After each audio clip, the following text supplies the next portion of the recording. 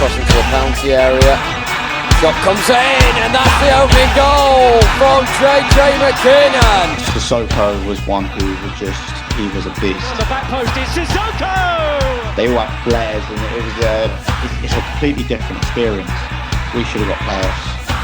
We kind of blew it in the end. I mean, it's the hardest thing I've probably had to do. Hello, ladies and gentlemen, and welcome back to another episode of Midas Meets. I'm joined by a man who is straight off the jet, straight from international duty. It is, of course, JJ McKiernan. JJ, how are you doing today, mate? All good? Yeah, good, thank you. All good. Good. How has it been these last few days? Manic?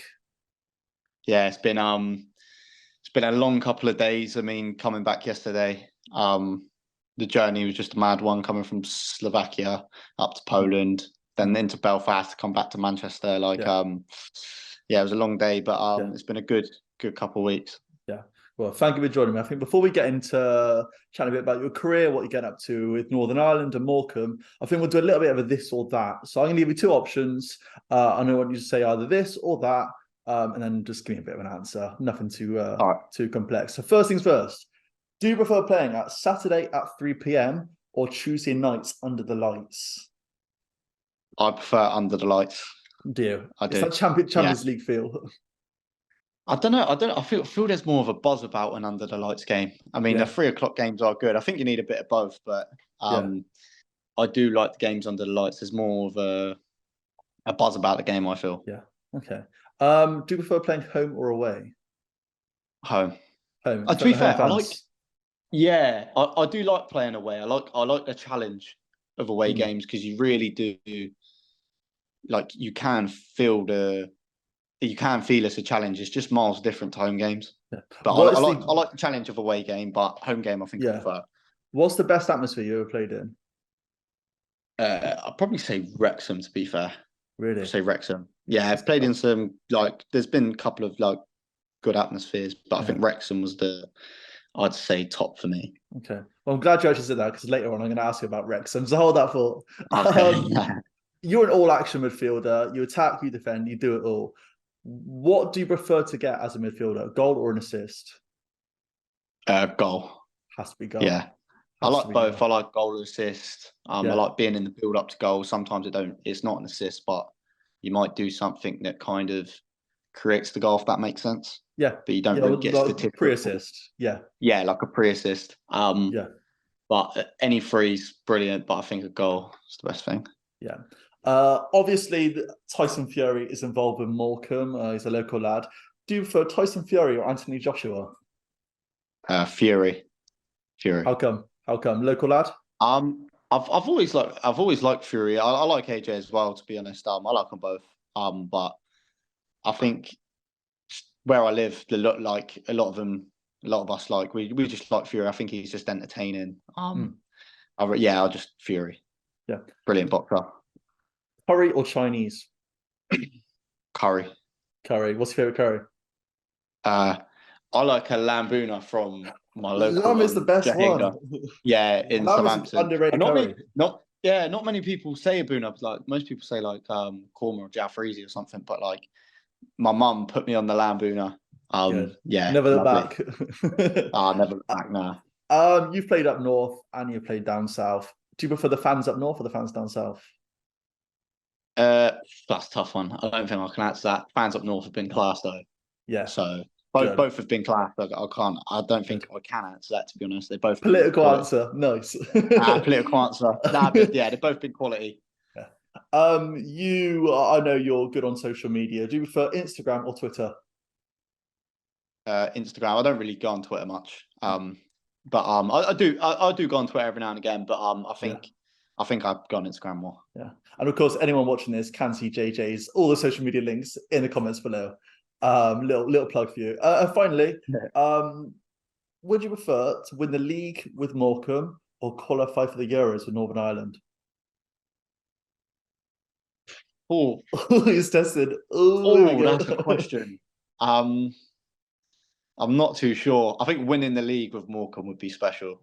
But then also qualifying for such Euros with that's such a big tournament. Yeah. I don't know. Again, I can't answer that. Very Can't answer political, that. Mr. McKiernan. Very political. Well, I think going off there, we'll talk about your international duty because, like I've said, you've just got off the plane representing Northern Ireland in the Euro 2025 qualifiers, the under-21s. You broke into the under-21 squad at the age of just 18. Now, what was that experience like, getting that phone call, JJ, you're in the squad? It was a weird one because I was originally supposed to be in the 19 squad earlier on in that year. For the Euros with Stevie Frell's under-19s team, because we were hosting it, we were automatically put in the Euros. And then that obviously didn't end up going ahead. And like a month later, I got a text come through from an unknown number, and I kind of like read the top of it quick. Because I was busy, so I kind of had a little look, read the top of it, and it said, but it was from Andy Crosby, who's now manager at Port Vale. He said, "Hi, I'm Andy." And then I saw something about Northern Ireland, but I just assumed it was a Northern Ireland under-19s. Anyway, I ain't thought nothing about it. I've done training, I've finished training. Or I think I might have got to training, and I've opened the text and I kind of double read it because I thought he was like, "Andy Crosby, I want to call you up to the." It said in the text the under-21 squad, but I kind of just read my eyes over it and just assumed it was the under-19s. And it's only when I went back and looked at it, I thought, "Wow, under-21s!" Like at like my age, like I just thought, "Oh, like what an opportunity!" Like, and that's how I found out about it. I just got a random text, and I didn't even know it was for the 21s at the start. Crazy. But, I was buzzing. I rang my mum and dad and that, and they were buzzing for me. Because at my age, I was expecting it to be under-19s first, and then build up, but it just went straight into the 21s. I mean, it was special. And going away on these international breaks, what's it like playing with lads who play all over the UK? Is it quite surreal? Is it quite a special experience? Yeah, it is a good experience. Like, you have lads from other clubs that have had different journeys, and like experiencing different things at that minute in time. Like it's a really good experience. I mean, yeah, it's an interesting one. You see lads that are playing men's football. Some lads are still in youth football. And it's an interesting thing to like see when you're training and when you're playing games. Yeah, because I wanted to talk to you about training. Obviously, it's different to a club atmosphere when you're spending every day with the boys. You've got quite a nuanced system with the manager. When you go away on international duty, is it more about team building and making sure everyone gels and is motivated, and less so about the tactics, or is it a bit of a blend of the two? I think where we have such a short time together, the managers can't really look to develop us players like they would in a normal job. They like it's more coming over, and they've got to find their way to like make us bond as quick as possible. And then it's more about just tactics building into the games. They look at what they've got, who they've selected, and they kind of just throw a team together to deal with that particular game. Yeah. What kind of stuff did they get you to do to kind of create that team atmosphere? It's little things like they're really big. It's like really big on. I know football's always big on timekeeping, but Tommy Wright, the gaffer now, and like Paul, the assistant, like, and all the staff, like they're very big on timekeeping over there. Like you don't want to be late. But you can respect it. That's how it's supposed to be, and they're really big on getting everyone together. No phones at dinner, or trying to mix on different tables, just trying to create that bond for some lads who might not have met, opposed to some lads that have already met, you know? Yeah, create that family vibe. Yeah. So going on from getting your first call up, we'll maybe talk a little bit about Watford and obviously coming through the ranks in Watford. Yeah. What were your first memories of football growing up as a young lad down in the south of England?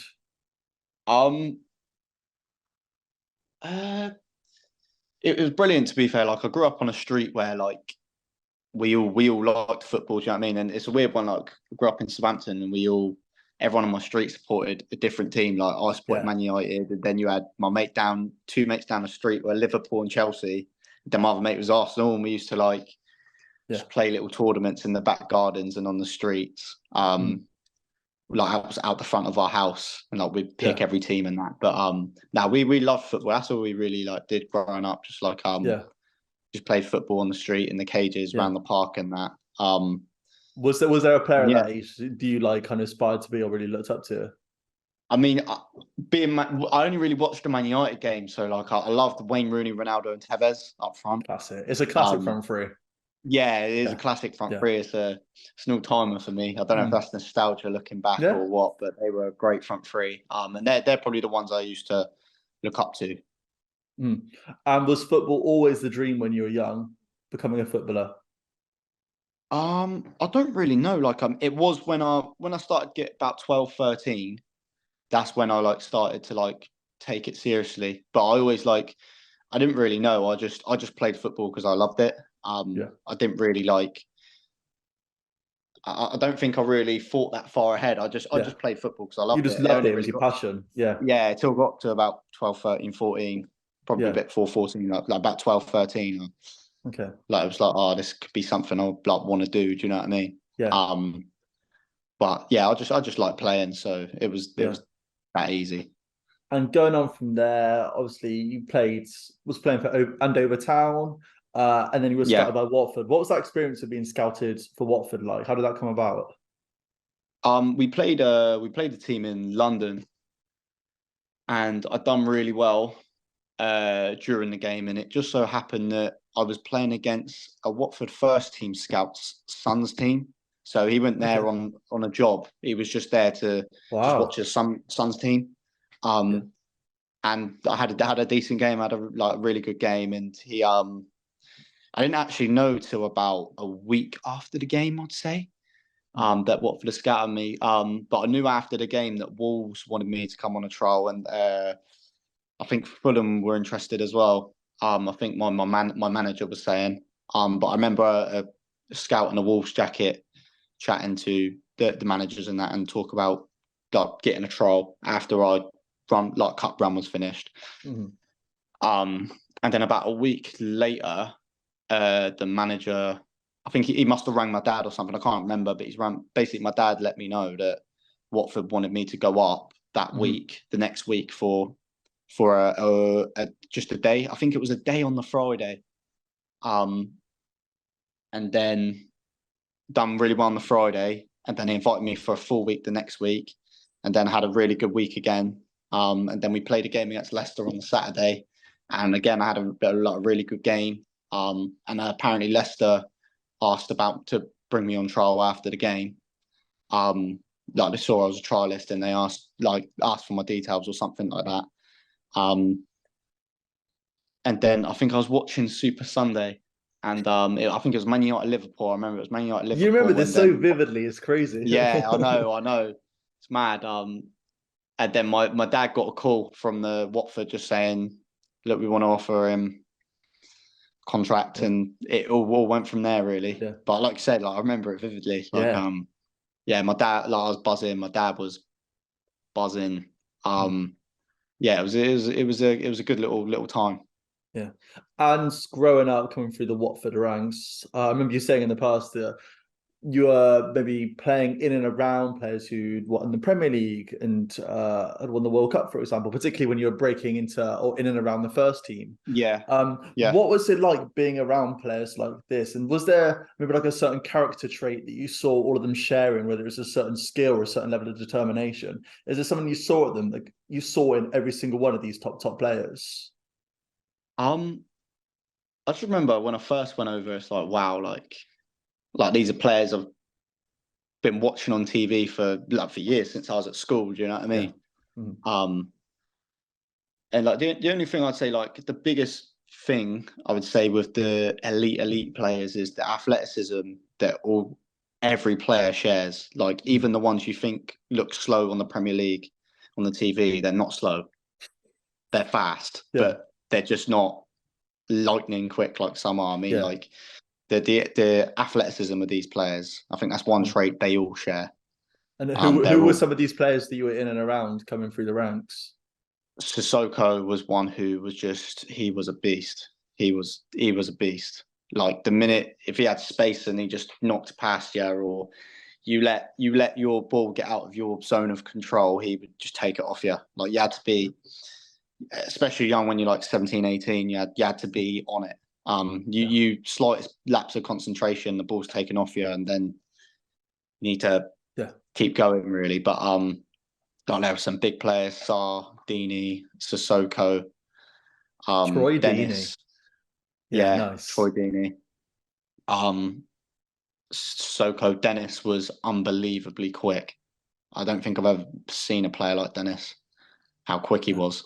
But yeah, that was the biggest thing I'd say. The athleticism's one trait. They were all. Do you know what I mean? Peak athletes. Yeah.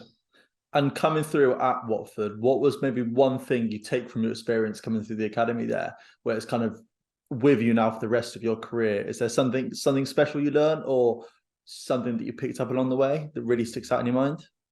I don't know. Like, I don't think I really have something that sticks out in my mind, but like just the development from the coaches. I mean, the coaches were class, to be fair. I still keep in touch with most of them now. They still keep in touch with me. They still give me calls from time to time, seeing how I'm getting on. When they see I've done something well, they'll message. And they were just really big on lads wanting to like learn and get better. And they taught me a lot.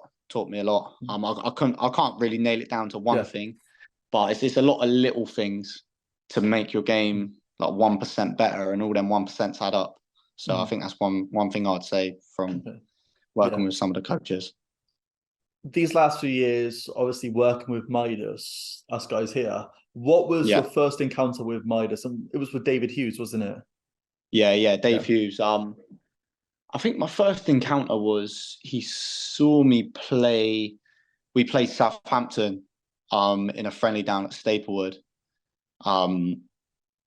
And after the game, I think he knows a couple because he's from around the Southampton area. I think he was from St Albans, but he obviously played for Southampton and he knows a lot of people in the area. I remember hearing that he said I'd done really well. I think I scored, got a goal and an assist. I think I won the game 3-2. And he basically said I was doing really well. And then I spoke to him, but I didn't know what he looked like at the time. But I knew the name, and I knew because he had two other lads that were at Watford at the same time, and they were all coming up to me saying come and like sign with Dave Hughes, blah blah blah. And I remember after a Coventry game, it was one of I think I was 17. It was one of my first couple. I think it was my third or fourth 23 game. And I'd done really well. And after I had this man start talking to me, I had no idea. But later it turned out to be David Hughes. He was just chatting to me and that. And then he obviously got in touch with my dad, and he was really big on he would always be having conversation with the academy manager, and kind of went from there really. And what impact has Midas and Dave Hughes had on your career going on in the years that followed? Yeah, I mean, no, it's been really good. Had a couple loans sorted out, especially where Watford don't have a loans manager. It's hard to get that cohesion to get a club to trust you. But the big thing, Dave's always helping me out with stuff in terms of on the pitch stuff, just helping me out with little things. He comes to quite a few games and he'll give me tips what I could have done better. And it's little stuff like that. Dave's someone that's played the game, so when he gives you advice, you listen. You trust him. And that's the biggest thing for me. That's a really good thing for me. I want someone who can not only help me off the pitch but on the pitch. And playing for Southampton, playing for a big club, being an actual player it really does help. You talked there about loans. Now, your first loan was at Bohemians, obviously over in Ireland. What was that experience like moving abroad and getting that loan? Yeah, it was you know what, I always say it was a really good experience. It was my first time moving into my own house. I moved in with two other lads, and I think just the first men's environment, and it was class. The changing room was class, the one I was in. Some proper good lads. But yeah, no, it was a really good. I think it set me up nicely, especially when I went back to Watford after the loan had finished. It was only a short spell there. You just felt, it's weird. You just feel stronger and more. You feel better up here. And it's when you go into that men's environment, it's hard to jump back to 21s because it's so much better. It's so much harder. It's more of a challenge. You're getting smashed by men, and like men who have played the game properly. Do you know what I mean? Yeah. When you're in the 21s, it's all false football, really. Do you think it's that experience of putting yourself out of your comfort zone as well? You came back more confident in yourself, more confident with your ability, and managing to overcome those challenges. Do you think it just put you in a really good position when you came back to face whatever challenge came next? Oh, 100%. I mean, it's the hardest thing I've probably had to do, because you're moving away and abroad to obviously Ireland. They do a lot of things different, i.e. like they use euros, and you need a certain something on your car. I can't remember. I had to do something with my car when I went out there, because they didn't allow you to drive with a certain, I can't remember what it was. And like it's a lot different to the UK. Surprisingly, I didn't realise how different it was, to be honest. It's similar, but it's like little things like euros and the way they do things. Yeah, do you have any culture shocks when you're over there? Yeah, that like exactly like that. Yeah. Like I'm like it was. I can't remember that. And little stuff like it wasn't miles an hour. It's kilometers an hour. Yeah. So like it was like it's just a lot of things throw you off. You're like, what the hell? Like but yeah, it was a really good experience. I loved it out there. It was like great people. I think I lived in Dublin, like Blanchardstown, which is just like on the outskirts of Dublin. It was a great place, and so I stayed in like a shared house. Then at the bottom was the landlady and the like landowner, and he stayed in their family stayed in like a little bungalow and that, and they were class. I still keep in touch with them now. Lovely people. Good. But yeah, I think going back to your question, it set me up nicely when I went back, because you're mentally in a different place. You're physically I was in a different place. When you used to play with men and then you go back to 21s football, you're going back to lads my age, you feel the a year difference. older, and a couple of years younger. You just feel so much more developed. Well, I'm glad you said that, because then I wanted to talk about your next loan. Obviously, you spent last season down back on the south coast, down at Eastleigh, playing in the National League. What was that like, and why did you decide to go to Eastleigh when, like I said, you could have stayed in the youth system, could have stayed in youth football? Why did you decide to go down to Eastleigh and play National League football? It was a big thing. Like I spoke to the academy manager about it. I spoke to a couple of the coaches about it. And I think I needed, like, it was pre-season. I think I've been with the first team the whole pre-season. I've gone on tour with them. And it was a big thing. Like, I just wanted, like, it was hitting, I was 19, 20. Like, I just needed senior games. And that was the biggest thing for me, getting proper senior games week in, week out, rather than I could have stayed and maybe been with the first team, but just training, not really playing. And I just needed senior games. And Eastleigh being near home, obviously being from Southampton, I think it was the perfect club I could have went to. Yeah. It really was good. Getting that senior game time experience, how does it develop you both physically but also mentally in a tactical sense? It's mad how much it actually does. Like when you're a 21 player and even like an under 18 player, you're at a Premier League club, and it's like, not you think you made it, but like you think, oh, like it's the best place to be, it's like the best level, but realistically it's not. You can't teach going out in front of 10, 20, 30,000 people and mentally being able to switch off and switch on to certain things. That's a big thing for me. Like, some lads can be brilliant in the youth system when no one's watching, but can they do it when 30,000 people are screaming down you? Do you know what I mean? Like, it's a big thing. Well, they said, didn't they, particularly during COVID, when there were some players that did thrive, particularly in the Premier League, thrived when there weren't the crowds, because some players are just made for not playing in front of a crowd or playing in front of a crowd. How did you find it going from playing with these smaller youth level crowds to suddenly stepping up and playing in these arenas with many more people all around? I think I thrived under it. Like I always enjoyed playing with crowds. Like little things, like when you're a 21s, if you're just playing a normal 21s league game, like we did back at Watford, you wouldn't get fans really. You might get the odd one or two that will come down and watch, and then the rest are just parents. Do you know what I mean? Yeah. And then like the only really games you really got crowds in were like Premier League Cup games, where you play like a big team and like you'll get a few fans come and watch, but it would only be like like you'd be lucky to get 100. Do you know what I mean? But then you jump like I first jumped to, I think Bohemians.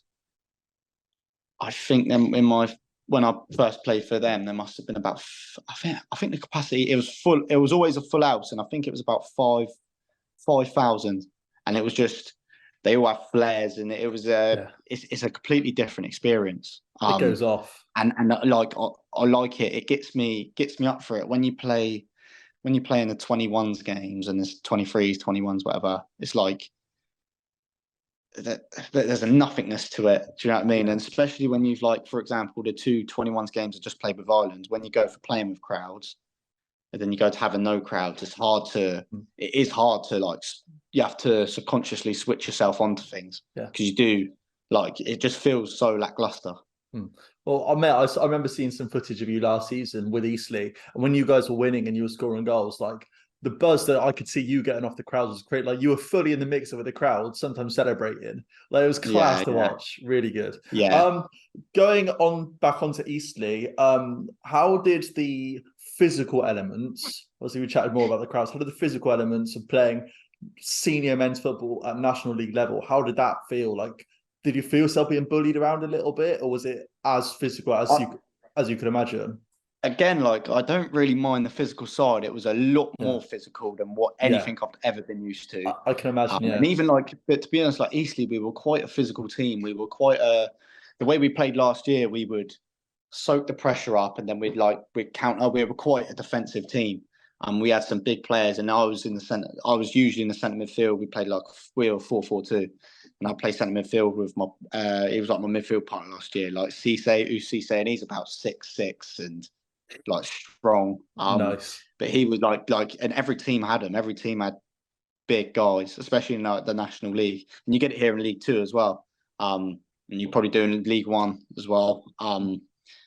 You just get the physical side is so much different because you're getting smashed by fully developed men, and that's the big thing. Like, under 23s football, you don't really get, like, no one's really like fully developed. But then you go into the men's football, you just look at, like, these are blokes. Their bodies. These are these are proper blokes. That's the big thing. Like, and I still notice it now. Like, these, like, when the 27, 28-year-olds and they're proper filled out, fully developed blokes. That's the biggest thing. Like, I remember my first game at Wrexham. Like, I've gone from basically 21s to 10,000 people because it was our first game of the season, Wrexham away. I couldn't hear a thing. Like, you can't hear a thing. Like, and I was playing right centre midfield, and like the gaffer's on the other side of the pitch, and there's no chance he's screaming instructions to us. Yeah, you can't hear anyone. You just, but like I got that thrive off it. Do you know what I mean? Yeah. So, well, I was going to ask you. I was going to ask you about, like, Wrexham and Notts County. Obviously, they're both now playing in League Two as well.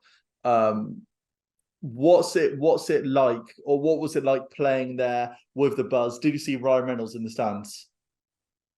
Ryan Reynolds wasn't there for either of the games, but the Rob McElhenney was there for when we were at home. So the one in December when they were away, Rob McElhenney flew into Southampton Airport, and was at that game at Eastleigh. So that was good. Although I don't really know much about him and who he is, it's still weird to see someone. Do you know what I mean? It has that like power. Like, there at the games, like, it was it was quite cool. Like the Wrexham, like, it was big for the National League last year. Just that rivalry in general as well. I mean, there were two unbelievable teams, and Notts County again. Like, I think they're top of our league. Like, and like, it doesn't surprise me they're top. They're unbelievable. Yeah. Pushing for the playoffs last season, because Eastleigh were in and around the playoff places. Yeah. What was it like to be a part of the team? You'd come in and you were a part of this big promotion push, like I said, battling with giants like Notts County and Wrexham. What was that like? Yeah, I mean, like you say, like, we're completely different clubs in every way. I think Notts County are like a massive club that's come down, and Eastleigh were kind of like, I remember Eastleigh when I was a kid. It was all they had a little stand that was just by the dugouts, like tiny, and then they had just this wooden hut which was like a clubhouse, and that's all they had. They had bars around the pitch.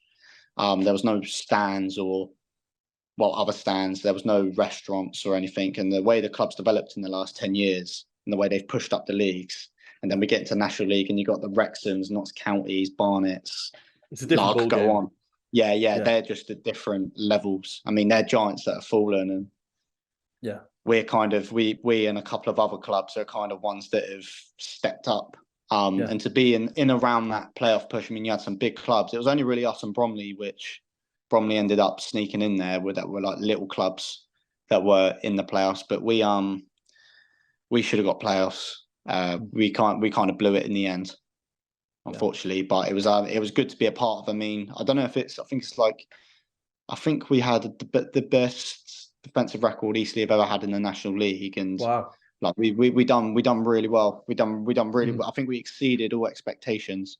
For Eastleigh, but shame we couldn't get over the line.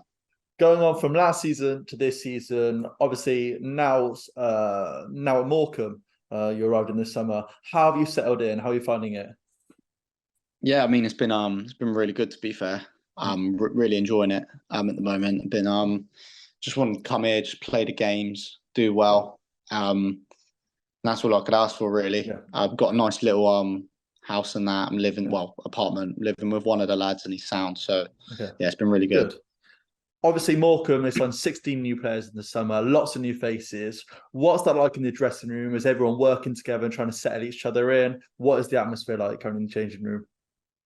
The atmosphere's been really good, to be fair. I think like when you get so many new people, it's kind of like everyone's in the same boat type of thing. But the lads have been really good. Been class, to be fair. So it's been a really good changing room. Obviously, as well, it's a young squad. I got it written down here. 23 years old is average age. You're the second youngest team in League Two. What is it like being in this fairly young squad? Are you one of the more experienced players around? No, I wouldn't say that necessarily.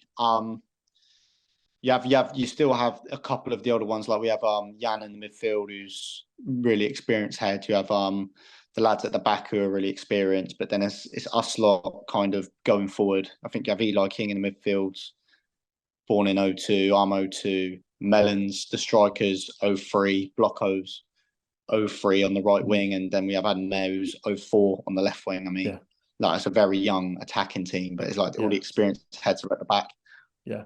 Is that the kind of youthful side of things? Is that something that drew you to signing for Morecambe, or what was one of the things that really attracted you to come in and play? And was it Derek Adams' play style? What inspired you to join? I think just I had a couple of conversations with the gaffer, and I just really liked what he had to say. He kind of sold it to me to I just liked the look of everything here. So I thought it's best place for me to come, develop, get the games, and help Morecambe. Do you know what I mean? So no, it's definitely been a good decision. And buzzing with it. Like you said earlier, we're talking about loans. You're now at Morecambe on a permanent. What's it like kind of setting up shop and now feeling that, but this is my home now, I'm staying there? Does it kind of put you in a different mental place to when you're somewhere just only on loan? No, I don't think it really does, to be honest. I still feel the same as I would on loan. I think the first month's always the hardest, but once you kind of get your group within the squad, everything feels good. So I wouldn't say it feels much different, to be honest. Okay. And what are your hopes for the season, both from a personal sense and also in a team sense? From a personal sense, I just want to keep playing well, keep making the teams, the squads and stuff, starting 11s, and get some goals, get some assists, and just play well. Just enjoy my time here. And then like team wise, we want the best thing. We want to try to get promoted. I think that's what every team wants in it. So we want to try to get promoted, whether that be playoffs or if automatics, that'd be unbelievable. But that's what we want as a squad. So we'll see where we come. I mean, we're 6 or 7 games in now. Once you get to 10, 15 games, you start seeing the table kind of starts to take shape, doesn't it? Take shape. So we're in a good spot at the moment. I think if we win our game in hand, we go joint third. So that like again, win on Saturday will put us in a lovely spot. But we'll see. We keep doing what we're doing at home, and we get some results away. We'll be in a very good place this season. Well, mate, if we sit down this time next year, have this chat, you could be a League One player. You could be a League One player if Could you get be. promoted. You never know. Could be. Obviously, Could be. we're talking there about looking to the future. This is a question I always like to ask at the end of my interviews. You got a time machine. You can go anywhere to any game from the past. You can stand up in the stands. What game would you go and watch? What are you saying? Like even before I was born? Yeah, any game from history. Well, I have a couple. Go on. Being a United fan, either I think the 1999 game Champions League against final. Bayern Munich Champions League final. I think just the buzz of scoring. I think my dad was at that game. Oh, really? He said he's never seen wow. anything like it, Oh, and he's that's not really. awesome. He's not one to go to football games. He likes to watch it on the TV where you get the replays and commentary and that. He's not a fan. It goes in stands and stuff. But he said it was unbelievable. Like he's never seen anything like it. Either that game, the 2008 Champions League final where United won on pens. Chelsea. John Terry Slip. Yeah, Chelsea. Yeah, JT Slip. Or I think one I would have to go to. I think it'd have to be the World Cup final, the one just gone, where Messi won. Oh, really? I think that was just enough. Not even because Messi won it. Just the game in general was just unbelievable. Just 2-0 it might be one of the 2-0. best games in history. It genuinely might. It's definitely the best World Cup final in history. Oh, definitely. Yeah. Like to go from 2-0 up, cruising to 2-2 in like 2 minutes, then back to 3-2 up, then 3-3, then pens. I mean, it was just it was a mad game. So I'd say if I had to choose one, I'd probably say the World Cup final. Yeah, it's good. It's a recent one, but it's a good one. Yeah, off the top of my head, I think I'd have to say the World Cup final. Yeah, good. Perfect. Well, that was the final question. JJ, thank you so much for joining me. I know you're mad busy at the moment, but thank you for sitting on Midas Meets. Thank you. Yeah, thank you very much, mate.